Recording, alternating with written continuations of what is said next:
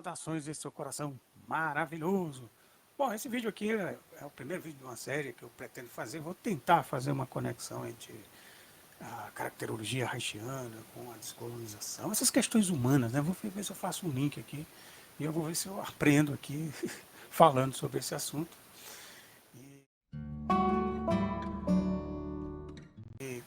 Eu quero, antes de entrar direto nessas questões da caracterologia, eu vou falar, começar falando sobre a questão do narcisismo.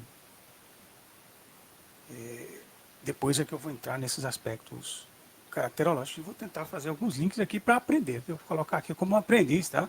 Não venho aqui para ensinar nada, venho aqui para aprender. E sua participação é muito importante. Se você achar que tem coisas que deva acrescentar, coisas que deva tirar, me fala que a gente vai procurar melhorar o máximo possível, né? Aqui partindo do princípio que eu sou apenas um aprendiz e estou aprendendo aqui junto com você. A gente vai pensar em comunhão aqui, né? A ideia é essa, né? Mas é claro que eu estou aqui colocando, né, a minha opinião, o que, que eu acho, ou então tentando construir um pensamento nesse sentido, né? Então, para a gente falar de narcisismo, primeiro eu tenho que começar a falar sobre o mito de Narciso, né? Narciso e Eco. Mas antes de falar desse assunto, é interessante, é muito importante que a gente também faça uma ressalva. Que nós nos constituímos enquanto sujeitos ou sujeitas numa sociedade colonizada, onde foi imposto um modelo, um padrão de mitologia que é o padrão, né, da cultura europeia, né? É mais dos rapsodos do que os griots, né? Então, ou seja, a gente tem que fazer esse parênteses para que a gente possa contextualizar de onde que a gente está falando. Claro que a gente tem que cada vez mais trazer as informações da nossa própria origem, da nossa própria cultura. Que cultura é isso? Se a gente for observar, a nossa cultura autêntica mesmo, é a cultura indígena, a cultura que é chamada africana, que é chamada indígena. Porque, na verdade, esse continente aqui foi batizado de índio, de indígena, de Brasil, de América Latina, pelos colonizadores. Mas isso aqui é outra história, que é a Biayala, Pindorama e por aí vai. Já aquilo que se chama de África, aquilo que foi denominado de África, também é uma complexidade de povos, de culturas, que foram também colonizadas, ou seja, que foram expropriadas, que foram invadidas, que foram assoladas. Então foi imposto para nós esse modelo. Agora, só que tem uma coisa que a gente tem que levar em consideração, porque você vai me perguntar, mas aí por que você vai falar da cultura grega? Aí onde está a questão. Por quê? Tem uma coisa que é a arte. A arte é uma coisa que ela é muito transversal e ela transcende. Agora, cabe a nós separar e botar cada qual no seu lugar, fazer essa, né, essa disposição, essa geografia. Olha, peraí, isso aqui a gente está falando da cultura grega, não quer dizer que é a cultura superior, é a cultura que foi imposta. Agora, só que a arte, nesse contexto, consegue, né, através da mitologia, expressar algo que realmente expressa uma verdade, que é essa verdade dessa cultura colonizadora. E eu penso que esse mito de Narciso ele é muito forte, né? Assim como o mito de Édipo também. Né? Dentro da mitologia grega, eu penso que é o que realmente representa a forma colonizadora. E eu acho que é importante para a gente entender que a gente também não vai se fechar agora e dizer, só vale o que é indígena, só vale o que é africano. Não é bem por aí, né? O Franz Omar Fanon, que é um grande filósofo, né, da Martinica, e ele dizia que a gente tem essa questão de a gente tem que apelar para um humanismo radical e não a gente se fechar num das polaridades. Claro que a gente tem que descolonizar, claro que a gente tem que quebrar. O Fanon até usava essa fala até um pouco forte, dizer, a gente tem que matar o branco dentro de nós para que a gente abdique dessa coisa da nossa negrura, para que a gente busque um humano, né, radical. Isso é uma interpretação que quem faz, inclusive, é o Davidson Fanon. Né? Ele não fala no sentido de matar, no sentido literal, mas é no sentido metafórico, de matar toda essa construção que foi imposta para a gente pensar dessa forma. Né? Então, acho que é isso que a gente vai fazer aqui. A gente está aprendendo mesmo, né? Então pode ser que esteja errado, pode ser que depois eu mude esse assunto. Né? Então, vamos lá. feito essa ressalva, né, vamos começar a falar especificamente dessa mitologia. Né? O mito de Narciso, até onde eu sei também, inclusive você pode até me corrigir, mas é um mito que muita gente conhece, né? Você pode até achar até redundante. Mas para quem não conhece, para quem nunca ouviu falar, eu vou tentar aqui falar um pouco sobre esse mito. Né? Para a gente falar do mito do Narciso, a gente tem que falar de Eco. Né? O Narciso era, inclusive, era um homem, um cis, né? Hétero, né? Até onde se sabe, né? Daquilo que é considerado a beleza da perfeição. Aquela pessoa com as proporções, né? De harmonias, né? Todas aquelas proporções, e aquilo que é considerado um homem bonito. Né? Agora, eu quero fazer um parêntese com a, a Rita Von Hunter, esqueci o nome do canal dela, que ela faz. Eu fui ver para fazer esse vídeo, eu dei até uma olhada no vídeo dela, que eu achei impressionante. E ela faz, inclusive, essas ressalvas. Né? E ela diz o seguinte, que quando a gente pensa nesse homem super bonito, esse modelo, né? O que é que vem na sua cabeça? Qual é o modelo? E aí ela faz uma questão. Se veio um homem branco, né, que é a forma colonizadora, como a gente foi, digamos, condicionado a pensar dessa forma, aí a gente tem que fazer uma reflexão muito grande. Né? Agora, o que é importante é que se reflita sobre isso. Por quê? Por que esse padrão?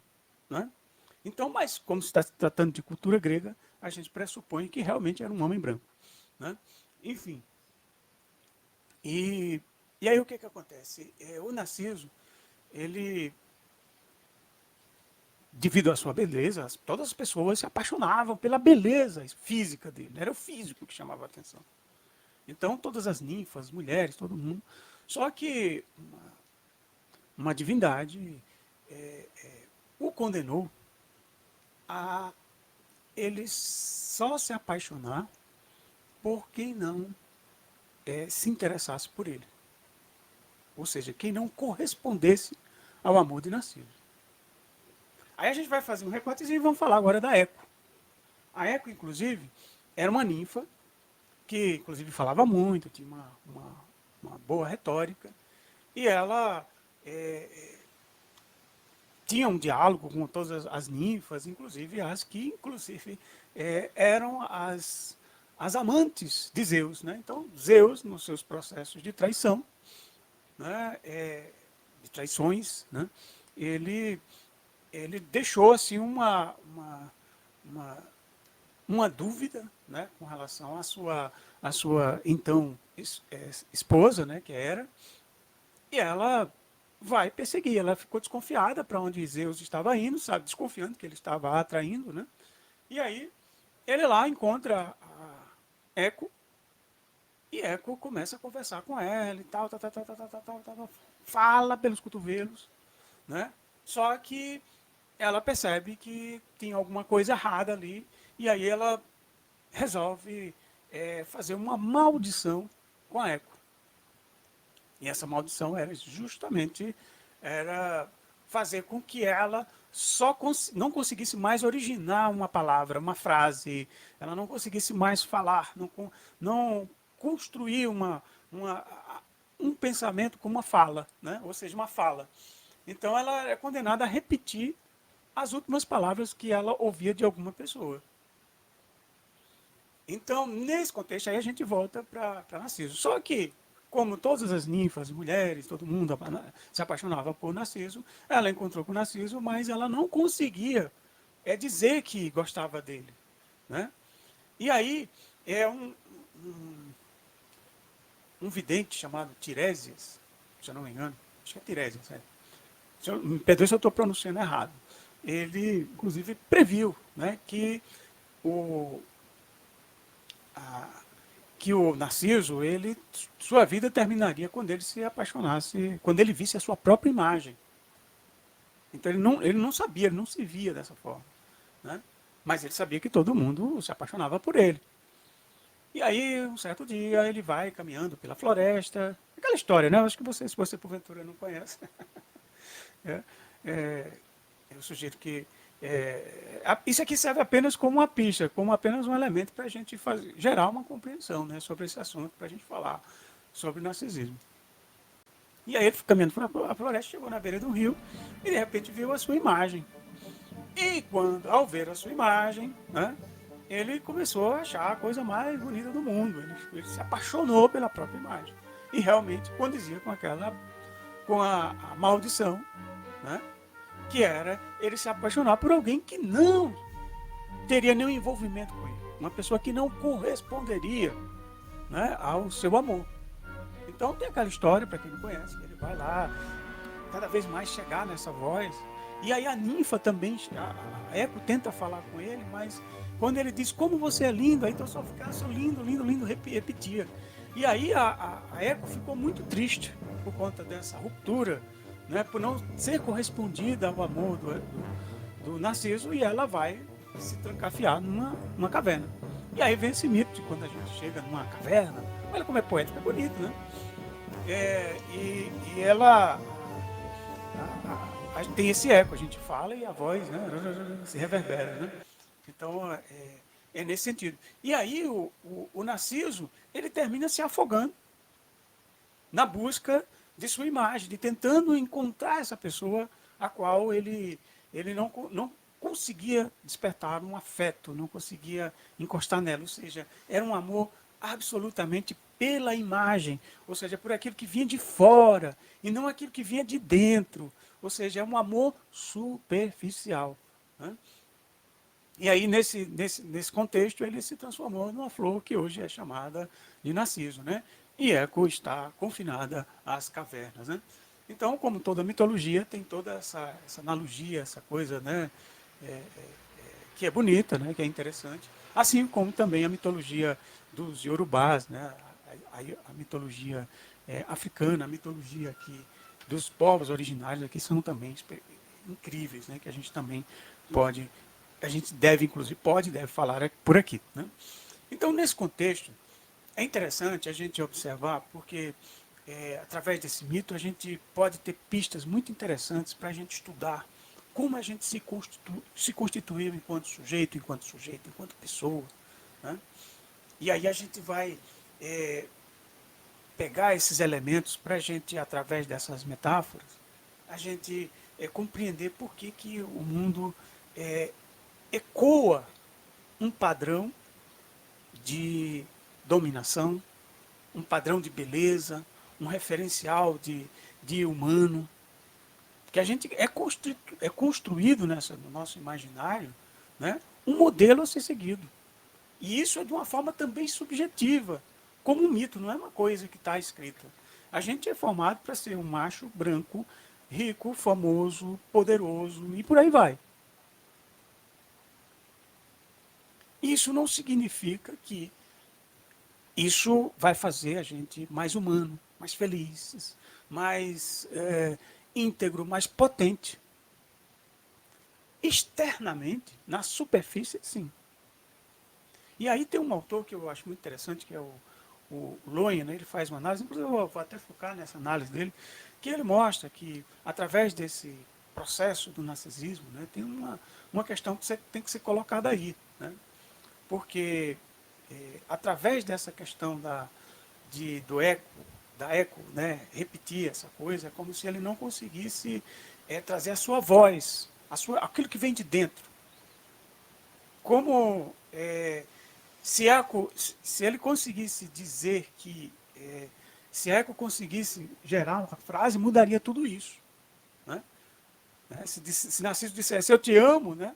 Eco repetiria, e ele talvez se sentiria amado, porque o desgosto dele é que ele tenta amar alguém que não vai amá-lo. E essa é a grande questão. E ele é punido exatamente por não amar a si mesmo. Ou seja, então quando a gente vai falar de narcisismo, a gente pensa, a gente tem a impressão de que é uma pessoa que ama muito a si mesmo, mas é o contrário. O narcisista é justamente quem não tem amor próprio. É a pessoa que não consegue amar aquilo que não está na superfície.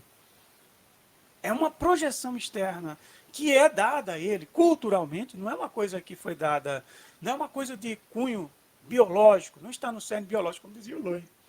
É algo que é incorporado culturalmente. Isso está plasmado na família e na sociedade como um todo, para que se corresponda a esse padrão. E existe um eco de repetição colonial, onde a gente repete todos os valores que são considerados superiores. E aí, mesma coisa que a gente vai ver é com as estruturas caracterológicas, que a gente, basicamente, a nossa vida é um eco do reflexo dos primeiros sofrimentos psíquicos que a gente passou da gestação até mais ou menos ali os 7 anos. Aliás, podemos dizer até o final da adolescência. Esse processo de formação e amadurecimento caracterológico, na verdade, vai ecoar, a gente vai repetir, porque o eco é uma repetição. Vai repetir tudo aquilo que, digamos, que é uma lente que você coloca para você enxergar o mundo a partir do eco do tipo de trauma e que grau de trauma você viveu naquele momento. Agora, uma coisa muito importante para a gente ver isso é que o narciso era muito bonito no exterior. Se a gente for olhar, a nossa cultura ocidental ela é muito pautada no estética. Inclusive, existe a estética de um padrão de beleza. Não que as pessoas tenham culpa pela sua cor de pele, não existe isso. Como diz a Lia Weiner-Schuckmann, ninguém tem culpa, né, da cor da sua pele, do formato do seu rosto. A questão é que, nesse olhar colonial, se criou todo um padrão para você encontrar na diferença em outra pessoa uma desigualdade. E aí, pelo narcisismo, você se sentir superior ao outro. É aí onde está a questão. Porque se não houvesse essa questão de superioridade, tanto faz se olhar para uma pessoa se ela é preta, se ela é branca, se ela... O que ela é, se ela tem um nariz grande, isso não importa. É como se você, de repente, você não vai se achar melhor do que o outro, porque o outro tem um pé um pouco menor, um pé um pouco maior, uma orelha um pouco menor, um pouco maior. Se houver isso, já existe uma esfera que a gente poderia dizer já complicada, que entra nesse processo dos preconceitos. Ou seja, que já entra nessa gama, né, do narcisismo. Essa distorção da realidade. Essa visão distorcida. Esse é o que interessa. Essa visão que é construída, que faz com que pessoas se sintam superiores ou inferiores a outras pessoas.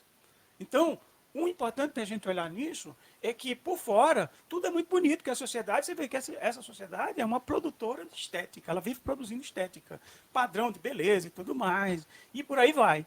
Agora, é importante que, se você for olhar no fundo, tudo isso é fruto do narcisismo. E esse narcisismo é importante que a gente desmascare para que a gente veja o quê? Aquilo que o Fanon fala, que por trás disso que é a monstruosidade. À medida em que você escraviza um outro ser humano, à medida em que você se sente superior, por outro lado, você esconde a sua feiura, projeta a sua feiura no outro, a feiura que você não quer ver em si, você projeta no outro. E aí você também é castrado, inclusive até da própria feiura. E aí cabe a gente tentar desmascarar essa feiura, a gente botar as claras, para a gente poder enxergar o que é realmente essa beleza que é dada, essa imposição de beleza que é dada nessa sociedade contemporânea, nessa sociedade colonizadora.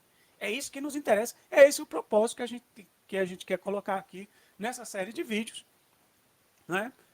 A gente vai trazer um caráter mais psicológico, né? Com base mais na caracterologia haitiana.